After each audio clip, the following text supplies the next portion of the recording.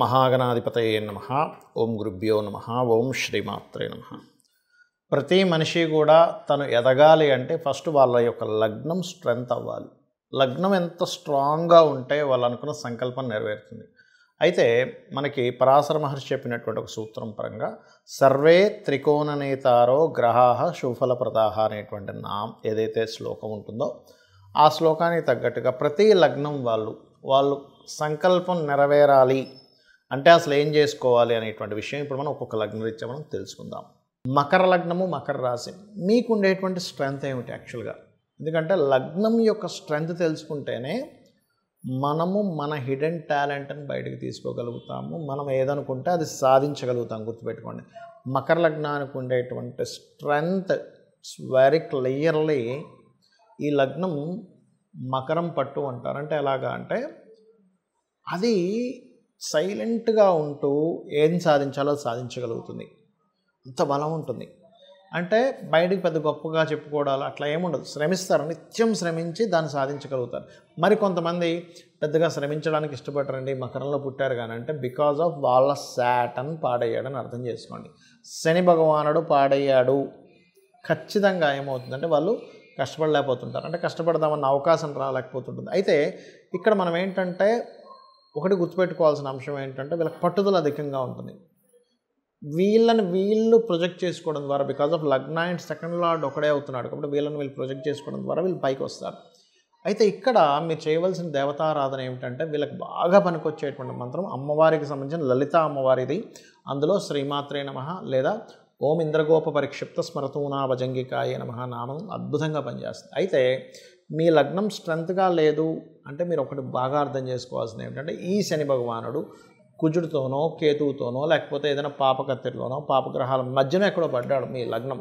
అందుకని మీరు ఎంత ప్రయత్నం చేసినా గుర్తింపు పొందలేకపోతున్నారు. నలుగురిలోకి మీకంటే చాలా తక్కువ టాలెంట్ ఉన్న వాళ్ళు హైలైట్ అవుతున్నారు. మీరెందుకో మీ యొక్క క్రెడిట్ కూడా వాళ్ళు కొట్టేస్తున్నారు. మీరు అర్థం చేసుకోవాలి. అలాంటప్పుడు మీరు చేయవలసింది ఏమిటంటే ముఖ్యంగా గోవులకి తీపి చపాతీలు, గోంగూరతో పాటు క్యారెట్స్ అండ్ అదేవిధంగా ఈ యొక్క గ్రాసం కూడా తినిపించండి. ఆటోమేటిక్గా సక్సెస్ అవుతుంది. మీ శుక్రుడు కనుక బాగున్నాడంటే మీరు కెరియర్లో ముఖ్యంగా క్రియేటివ్ ఫీల్డ్లో బాగా రాణించగలుగుతారు. మీ కుజుడు కనుక బాగున్నాడంటే రియల్ ఎస్టేట్లో రాణించగలుగుతారు. గుర్తుపెట్టుకోండి. ఎందుకంటే ఈ యొక్క మకర లగ్నంలోనే కుజుడు ఎగ్జాల్ట్ అవుతాడు. ఈ యొక్క మకర లగ్నానికి శుక్రుడు రాజయోగ కారకుడు అవుతాడు. ఈ యొక్క మకర లగ్నానికి బుధుడు పూర్వజన్మ కర్మకారకుడు అవుతాడు. అంటే ఏమిటి, మీకు మీ రిలేషన్తో కనెక్టివిటీస్ ఎక్కువగా ఉంటాయని మీరు అర్థం చేసుకోవాలి. ఈ మూడిట్లో ఏది పాడైనా అది ఏ గ్రహం ద్వారా పాడైందో చూసుకుని దానికి రెమెడీ చేసుకుంటారు. బట్ ఏదేమైనప్పటికీ కూడా మీరు అమ్మవారిని విష్ణువుని ఎంత ఆరాధిస్తారో మీ లగ్నం అంత స్ట్రాంగ్ అవడం అవుతుంది. అందరికీ లగ్నం తెలియాలని రూల్ లేదు, వాళ్ళ నక్షత్రం తెలియాలని రూల్ లేదు, వాళ్ళ రాశి తెలియాలని రూల్ లేదు. కానీ తెలియనప్పుడు ఏం చేయాలో కూడా చెప్తాను. అదేవిధంగా అసలు ఎగ్జంప్షన్స్ ఏమిటి, ఎగ్జంప్షన్స్ ఏం చూసుకోవాలి, ఎట్లాంటివి అనేటువంటి చెప్తా. ఇప్పుడు మనం పాయింట్ నెంబర్ 1 ఇక్కడ మనం ఒక లగ్నానికి అని చెప్పి తీసుకున్నాం. ఒక్కొక్కసారి ఏమవుతుందంటే ఆ లగ్నాధిపతి రూల్ చేయకుండా ఇంకొకరికి అందిస్తారు. అది ఎలా జరుగుతుంది అంటే ఆత్మ సంబంధినో ఏచ ఏ నిజస ధార్మిణ తశాంతర్దశాశ్వేవ దిశద్ది స్వదశాఫలం అంటే మహాదశా ఫలితాలు ఎలా ఇస్తాయి అనేటువంటి దాని మీద ఒక శ్లోకం చెప్పడం జరిగింది పరాశర మహర్షి. అంటే అదేంటి, ఆత్మ సంబంధం బట్టి అంటే అదే ప్లానెట్ ఇవ్వకుండా అది ఏ గ్రహంతో సంబంధం పెట్టుకుందో దాన్ని PAC అంటారు. అంటే ప్లేస్మెంట్, ఆస్పెక్ట్ అండ్ కంజంక్షన్. తద్వారా ఆ యొక్క ఫలితాలు ఇస్తుంది. అలాగే ప్రతి గ్రహం కూడా తన ఫలితం తను ఇవ్వకుండా వేరే గ్రహాన్ని అందిస్తుంది. అప్పుడు పర్సనల్ చార్ట్లో వేరే గ్రహం ఏ గ్రహానికి వెళ్ళిందో పర్సనల్ చార్ట్ చూసుకొని దాన్ని బట్టి చేసుకోవాలి. అది ఇన్డెప్త్గా వెళ్ళేటువంటి విషయం. బట్ నేను స్టార్టింగ్లో ఏదో చెప్పానో అది ఖచ్చితంగా అది కూడా పనిచేస్తుంది, పనిచేయదని కాదు. ఇక రెండో విషయం ఏంటంటే ఏమంటే నాకు నక్షత్రము, గ్రహము అంటే లగ్నము, రాశి ఏమీ తెలియదు. అప్పుడు నేనేం చేయాలో అంటే ఒకటే చెప్తాను మీకు. నిత్యము సూర్య నమస్కారం చేయండి. మీ లగ్నం 100% స్ట్రాంగ్ అవుతుంది. అంటే లగ్నం కనుక స్ట్రాంగ్ అయింది అంటే మీరు ఏదైనా సాధించగలుగుతారు. అంటే మనం ఫస్ట్ స్ట్రెంగ్త్ఫుల్గా ఉండాలిగా, మానసికంగా శారీరకంగా మనం స్ట్రాంగ్గా ఉంటే ఏదైనా సరే సాధించగలం.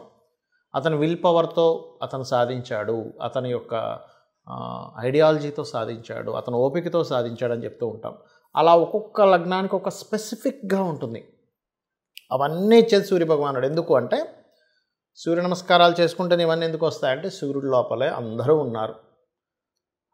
బ్రహ్మ, విష్ణు, రుద్రులు, అమ్మవారు. చూడండి మనకి లలిత సహస్రనామాల్లో భానుమండల మధ్యస్థ భైరవి భగమాలిని అని చెప్పడం జరిగింది. వాయుపురాణంలో మీరు కనుక శివలింగం లేదు మీ దగ్గర, శివునికి పూజ చేయాలనుకుంటున్నారు, సూర్యుడి మీద ఇలా వదలండి, నీళ్ళు వదలండి, అదే శివునికి చేసేటువంటి అభిషేకం అని చెప్పడం జరిగింది. అంటే ఏమిటి? శివుడు, అమ్మవారు, విష్ణువు, సకల దేవతలు, అప్సరసలు, అదేవిధంగా యక్షులు, గంధర్వులు, పితృదేవతలు, నాగులు, వీళ్ళందరూ అందులోనే ఉంటారు. కాబట్టి ఫస్ట్ చేయండి. రెండవది, ఈ యొక్క కలియుగంలో ముఖ్యంగా శాస్త్రాల్లో చెప్పినటువంటిది గణపతి యొక్క ఆరాధన, చండీ పారాయణము. చండీ మీరు వేలు ఖర్చు పెట్టి నా దగ్గర డబ్బులు లేవండి హోమమే చేయాలంటే అని అక్కర్లే. ఈ కలియుగానికి ఉన్న గొప్పతనం ఏంటంటే చండీ వింటూ మీరు చండీని ప్లే చేసుకోండి, చక్కగా మెడిటేషన్లో కూర్చోండి, మీరు హోమం చేస్తున్నట్టుగా ఊహించుకోండి. ఎందుకంటే కలియుగానికి ఉన్న చాలా గొప్ప విషయం ఏంటంటే మీరు ఒక మంచి పనిని ఊహించుకుంటే దాని ఫలితం వచ్చేస్తుంది. డబ్బులున్న అందరూ ఆల్రెడీ నా దగ్గర డబ్బులు ఉన్నాయండి అని మనీ ఉన్నవాళ్ళు నేను చెప్పేది కాదు. మనీ లేక ఇబ్బంది పడుతూ అయ్యో నేను అలాగా నా జీవితంలోనే ఈ అప్పులు ఎలా తీరాలి, మా పిల్లలకి చదువులు ఎలా చదివించుకోవాలి, నేను ఎలా ఎదగాలని తపన ఉన్న వాళ్ళు, మనీ లేని వాళ్ళ గురించి నేను చెప్తున్నా. ఆల్రెడీ డబ్బులు ఉన్నాయి, హ్యాపీగా చేసుకోండి. ఎందుకంటే మీరు ఎప్పుడు కూడా మనీ ఉన్నప్పుడు ఖర్చు పెట్టాలి, ఇంకో 10 మందికి దానివల్ల ఉపాధి కలుగుతుంది. లేవు, ఈ రకంగా చేసుకోవచ్చు. ఈ కలియుగా అనుకున్న గొప్ప ఇది. అదేవిధంగా మీరు ఇంకా బాగా స్ట్రెంగ్తెన్ అవ్వాలి, మీ లైఫ్ చాలా స్ట్రాంగ్గా మారాలి. ఎందుకంటే ప్రతి ఒక్కరికి ఉంటుంది, నేను నిరూపించి చూపించాలి, నేనంటే ఏంటో నేను నిరూపించి చూపించాలని ఉంటుంది. అలాంటప్పుడు దత్తాత్రేయుడి యొక్క ఆరాధన, సూర్యభగవానుడి ఆరాధన చేసుకోండి.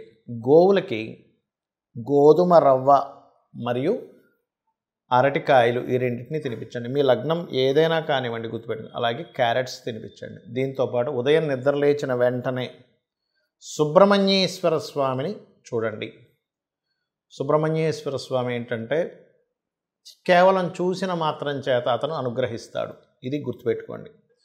అలాగే మరొక విషయం ఏంటంటే ఇక్కడ మీకు ఇందులో చాలామందికి చాలా సందేహాలు వస్తుంటాయి. ఏమండి మరి నాకు ఇప్పుడు ఏలినాటి శని నడుస్తుంది, అర్ధాష్టమి శని నడుస్తుంది, అష్టమి శని నడుస్తుంది, ఇప్పుడు కూడా ఇది అప్లై అవుతుందా? ఖచ్చితంగా అవుతుంది. అయితే ఎప్పుడైనా గుర్తుపెట్టుకోండి, ఏలినాటి శని, అర్ధాష్టమి శని, అష్టమి శని నడిచేటప్పుడు చాలా సింపుల్ టెక్నిక్. రెగ్యులర్గా ఆంజనేయ స్వామి ఆలయం కానీ, సుబ్రహ్మణ్యేశ్వర స్వామి ఆలయం కానీ, గణపతి ఆలయం కానీ, నరసింహస్వామి ఆలయం కానీ, లేదా అమ్మవారి ఆలయం కానీ, లేదా శివుని ఆలయంలోకైనా రెగ్యులర్గా వెళ్తుంటే ఆ దోషమే పనిచేయదు పెద్దగా. అంటే శని అనుగ్రహిస్తాడు అక్కడ. ఎందుకంటే మీరు చూడండి, మనకి వెంకటేశ్వర స్వామి దగ్గర అందరూ సకల దేవతలు వచ్చి వాళ్ళు నమస్కరిస్తుంటారు అంటుంటాం. మరి మనం కూడా వెళ్ళి అక్కడ నమస్కరిస్తున్నాం అనుకోండి, అప్పుడు ఆ దోషం అనేటువంటిది పడకుండా మనకు ఆ కర్మ ఆ యొక్క భక్తి మార్గంలో ఉండడం ద్వారా దగ్ధం అవుతుంది. ఇక మరొక విషయం ఏంటంటే ఇక్కడ నెగటివ్ అస్సలు ఇంక మైండ్లో పెట్టుకోకండి. అందరూ చేసే పెద్ద మిస్టేక్ ఏంటంటే నాకు ఈ మహాదశ నడుస్తుంది, కలిసి రావట్లేదు అనుకుంటూ ఉంటారు. ఏలినాటి శని నడుస్తుంది అందుకే కలిసి రావట్లేదు, లేకపోతే నాకు పలానా సర్పదోషం ఉంది అందుకే కలిసి రావట్లేదు. ఇది మర్చిపోండి. నా జన్మ జాతకంలో ఈ ప్లానెట్ స్ట్రాంగ్గా ఉంది, నా దగ్గర ఈ స్కిల్ ఉంది, నా దగ్గర ఇంత ఓపిక ఉంది, ఇంత టాలెంట్ ఉంది, ఇంత క్రియేటివిటీ ఉంది, దాన్ని బాగా తలుచుకోండి. బికాజ్ ఆఫ్ మన సబ్కాన్షియస్ మైండ్ ఏదైతే ఉందో, మనం ఏదైతే మనలో ఒక శక్తి దాగి ఉందో దాన్ని తలుచుకోవడం ద్వారా అక్కడి నుంచే మీకు అద్భుతాలు జరుగుతాయి. కాబట్టి నిత్యము లలిత చదువుతూ నేను చెప్పినవి చేయండి. ఖచ్చితంగా మీరు అనుకున్నటువంటి స్టేజ్కి మీరు చేరుకోగలుగుతారు. శ్రీమాత్రే నమః.